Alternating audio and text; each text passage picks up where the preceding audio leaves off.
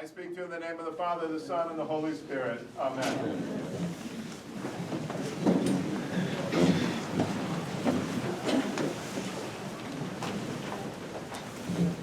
Everything that I say today is completely true. Well, okay. We'll try the best we can.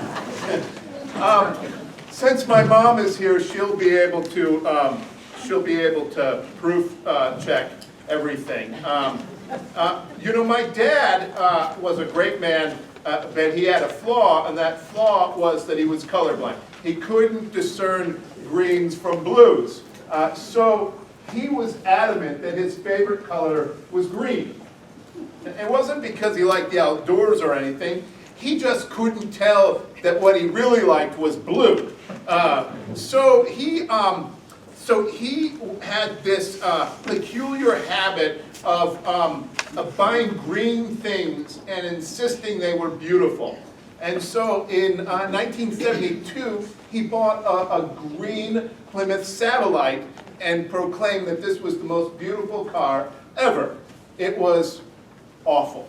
It was the ugliest car ever.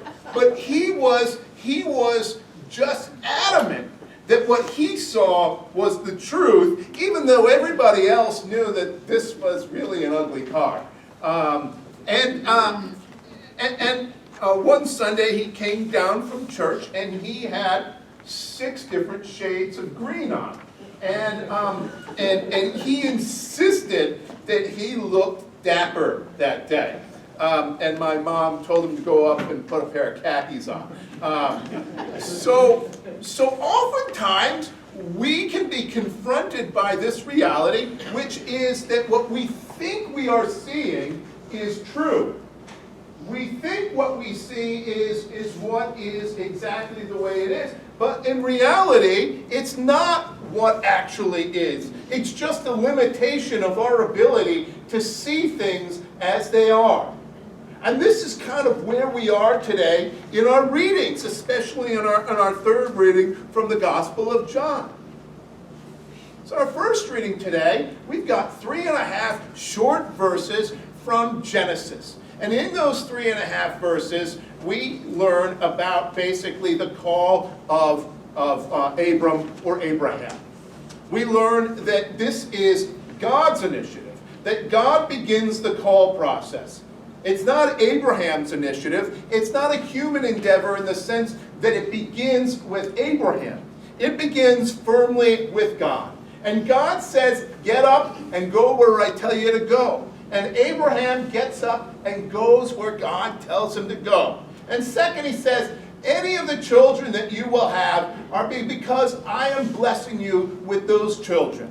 Which is to say that this isn't really about what you're able to do. Because quite frankly, Abraham, you and Sarah are old. So the blessing that comes upon you of fecundity and children, that's really the blessing that I give you. And then third, he says, look, any blessing that you make is a blessing that I am able to give to you, Abraham. It's not really coming from you, it's coming from me. And any curses, they come from me as well. In other words, what he's really saying is the authority with which you speak will really be the authority that I give you, Abraham. So basically, what we hear in this reading is that Abraham is called by God and is sent by God and is blessed by God, and that it is Abraham's job not to figure out where to go or how to be, but how to receive God's grace and love and how to, in some ways, enact what it is that God is asking him to enact. This isn't a human endeavor. It is a God-led endeavor with a human at the wheel. So that's important for us to understand. Now, we know it's not that simple. Abraham is going to barter. He's going to negotiate. He's going to be scared sometimes. And he's going to do some things that, quite frankly, lead us to believe that he doesn't think that God is in control. But eventually, he will come back to the reality that this is about God. and that his life is about what it is to listen to God and put God in charge. Now, that is in many ways the cornerstone of the original covenant that God makes with God's people. Now, as Paul says in Paul's letter to the Romans, and as Jesus says in the letter in the Gospel of John, hey, look, Abraham didn't earn this. Abraham didn't go about because he was a great guy. God said, come on, Abraham, you're the best I can find. You're the most perfect. No, he just called Abraham. And he said, you're it. Listen up now. You didn't get called because you were great. You didn't get called because you were the strongest. You didn't get called because you were the wisest or the most intelligent or the richest. You got called because you were here. So listen up. So the covenant begins with this. You're not all you think you are, but you're called by God. So begin to listen to where God is calling. That's the original covenant God makes with the chosen people. It's kind of, in some ways, a letdown. It's not confusing. It's not it's not esoteric. It's right there in front of you. Listen up. You've been called. So that brings us to our third reading today from the Gospel of John. Now, this is one of these very subtle readings in which there is this superficial level going on at the top, which is important to understand. And then there's this underneath tone. It's one of these great kind of set pieces in the Gospel of John. It begins and it says that, that there was a Pharisee, Nicodemus, who was a leader of his people, the Jewish people. It's important to understand this. When we hear at the beginning of a reading that there was a Pharisee, our antenna should be up that this is important, that Nicodemus was a Pharisee. It's not just saying that by accident. And what he means here is this. Listen up. This is what Nicodemus's way of seeing the world was. Nicodemus was one of those people who believed that if the Jews were good enough by following the law and all the commandments, especially the moral codes and the purity laws, that if they were good enough in all they did, that God would then send them a Messiah. But they had to be good enough in order for that Messiah to come. In other words, this Pharisaical way of looking at it is, if you're good enough, then God might act. But you got to be good enough. You got to be perfect. And not only does one of you have to be perfect, but all of you have to be perfect. The problem, of course, getting back to our first covenant with the chosen people, is God didn't call them because they were all that great. He didn't call Abraham because he was the best or the brightest or the most perfect or the most morally upstanding. He called him because he was there and because he listened. In other words, this movement is saying, no. We as the Jews will get our Messiah when we do what we're supposed to do. And that's in some ways the frame of this reading from John. So we've got this guy, Nicodemus, who's a Pharisee, who's got this way of seeing the world in which they believe that if there are perfect people doing the right thing according to the law, God will then act. Now, here's the interesting thing. It also tells us who this guy's name is. Unlike most of the time in the Gospels, we actually find out what this guy's name is. And his name is Nicodemus. And that name in Greek means the victory of the people. The victory of the people. Now, I want you to hold on to that because it's going to be very interesting as we progress through this reading why it's important that that's his name. Right now, it would seem as though it's being ironic that his name is Nicodemus, victory of the people. Now, he comes up to Jesus and he says, Rabbi, we know that you're from God. You must have been sent from God because nobody could do the signs that you are doing if they weren't from God. So in other words, Nicodemus kind of gets this right. He says, yes, Jesus, you are from God. But he says, Jesus, I know you're from God because of all these great miracles that you're doing. all of these healings and all of the wonderful stuff that you do, you must be from God because I see the end result. And Jesus says, you're looking at the wrong thing. Now what it also says at the beginning of this reading is that Nicodemus didn't come during the day, he came at night, which in the Gospel of John is always a clue that the guy who comes in the nighttime isn't going to be able to see correctly, that somehow his vision is askance. And so Jesus' reply is, Nicodemus, you're looking at this all wrong. You're not seeing this clearly. You're looking at the end result, and you think you know who I am because you see a miracle over there. And I'm here to tell you, you don't know who I am because you see an end result. All you know is what happened over there. That's not who I am. And what do we know about Jesus? We know that nobody could care less about miracles and signs more than Jesus. He had no time for it. In fact, he had so little time for the miracles and the signs. After he did one, what did he tell the people? Don't tell anybody, because this isn't what it's about. It's not about the signs and the miracles and the wonders. It's about me. So if you're not looking at me, if you're looking at that miracle over there, you're going to go off and say that this is about something other than what God intended it to be for. Now it's really important that we understand that he's looking at these great deeds of power, because that's going to come back later in the story today.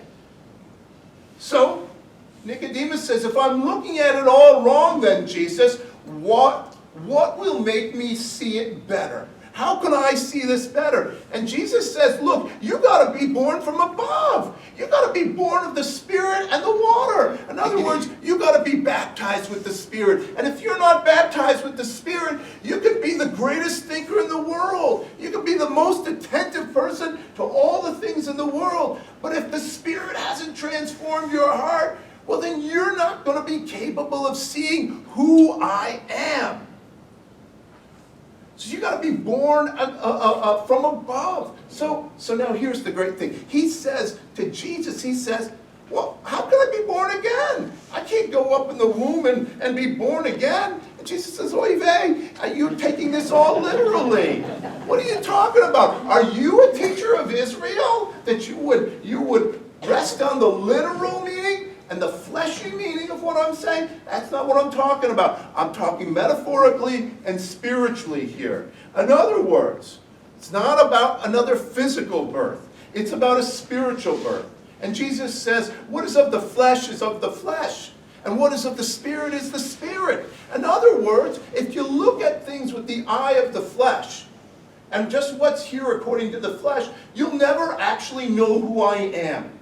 In order to really apprehend who I am, you've got to see with the eye of the Spirit. If you can see with the eye of the Spirit, and not the literal and fleshy sense, but see with the eye of the Spirit, then you will begin to understand who I am. I didn't come here just to do miracles. I'm not God's miracle worker. So we go on down the reading, and Nicodemus is having trouble. Now, we have to understand something here. Nicodemus's trouble in understanding Jesus is not because of, one, him being stupid. And it's not because he's trying to be difficult with Jesus. He's not a truculent 5-year-old who is just saying, why? He actually can't see right now. That's his problem. He is in the dark. He is spiritually kind of closed off.